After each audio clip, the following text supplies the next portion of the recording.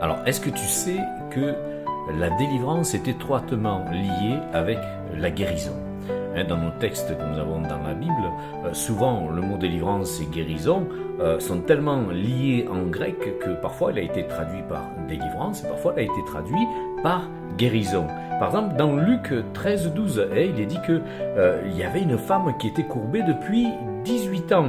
Et il est dit que cette femme, Jésus donc la libère de son infirmité, et au verset 16 il est dit que cette femme qui est une véritable fille d'Abraham et que Satan tenait liée depuis 18 ans.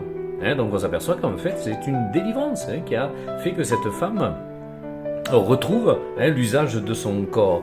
Et on voit aussi dans Matthieu 9,33, il est dit le démon ayant été chassé, le muet parla. Alors souvent quand on prie pour des délivrances, on s'aperçoit que des douleurs reviennent dans le corps. Des personnes disent j'ai mal aux épaules, j'ai mal ici à la colonne vertébrale, mon bassin. Et souvent c'est là où des démons qui n'étaient pas encore manifestés se logeaient en espérant l'occasion de se manifester pour laisser la personne infirme, ou alors dans les poumons, ou sur le cœur, ou alors des personnes parfois qui n'ont pas du tout mal au cœur, de problèmes de cœur, mais que la mère, le père ont subi des crises cardiaques, qui ont de l'asthme, et donc c'est un esprit familial qu'il faudra chasser. Et je vais même te dire quelque chose de surcroît. Parfois moi je vois des guérisons, des personnes qui me disent mais moi j'ai été guéri de cela, ou j'ai été guéri de cela, mais ce sont les symptômes qui sont partis, mais le démon d'infirmité est toujours dans le corps et il y a besoin d'une délivrance. Alors je t'invite à faire partir de la nouvelle école de délivrance qui va commencer le 25 octobre.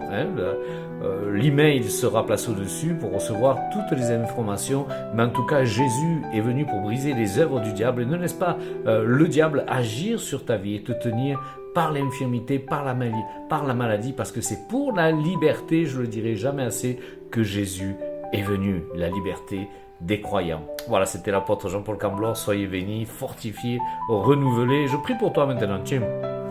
Et Seigneur, moi je prie maintenant pour que ton esprit agisse dans les corps.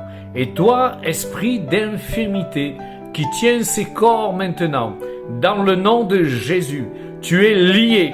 Et je te chasse maintenant, je brise ton pouvoir maintenant. Quelle que soit ta porte d'entrée sur cette vie, je brise ton pouvoir et je te commande de lâcher ce corps maintenant par la puissance du nom de Jésus-Christ. Amen.